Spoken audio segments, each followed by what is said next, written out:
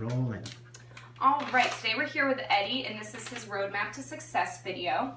And when I got here, Eddie was actually being uncharacteristically calm.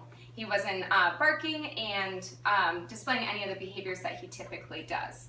We've kind of seen this calm behavior throughout the session, so he's been nice and calm and relaxed.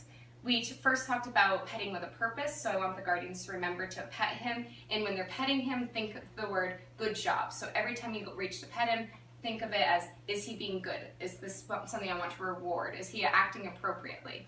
Remember, if you pet him when he's being nervous or anxious, you're essentially telling him that being anxious is the appropriate response to this type of situation. Then also remember to use the escalating consequences to disagree with him. You have 3 seconds to agree or disagree with his behavior. Agreeing being petting with a purpose, or using treats when you're doing training exercises.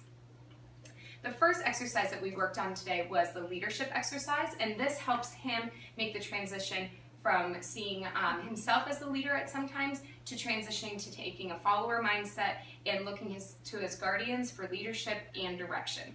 This is in a video prior, but you can look this up on the website. If you do need a quick reminder, go to doggonproblems.com, dog training tips. On the right hand side, you'll see a little search bar. Just type in leadership exercise.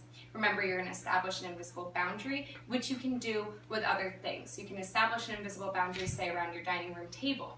Come up with an idea between the 2 guardians on what that boundary is, so you know it ahead of time.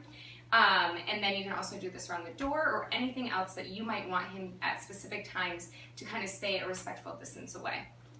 And then we worked on counter conditioning, which is the video above this one, on how to help him not be so reactive on the leash to dogs or buses or big trucks, anything that would get him to kind of bark and be reactive.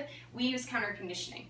Now remember that he thinks at times when he's in the backyard that if he's barking, he's the one causing the dogs to go away or the truck to drive away. So we want to make sure that we're changing that to having him start to be in a relaxed position. We're going to have him sit and take a treat and reward him for being nice and calm instead of being reactive. As these things move away from him, we're going to stop giving him treats. The leadership exercise, I want the guardians to practice twice a day each for the next 2 weeks. Try to change it up. Move around the house, go to different rooms, make it a little more challenging. Over time, you're going to put a treat on the floor and he's going to lay down. So once you get towards the end of 2 weeks, this will probably be a very quick exercise, and it won't take much to continue with that.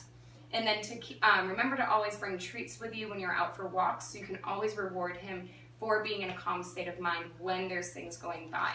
If he's being highly reactive and you think that this is a situation where you can't get far enough away from it to be able to have him sit and take a treat, start jogging by until you get him to a position where he's comfortable. Say it's a dog behind a fence. You could jog by that really fast and then turn him around when you're at a safe distance away on the sidewalk, and then turn him around so he's looking at the dog at the fence, and then give him treats and give him counter conditioning at that point.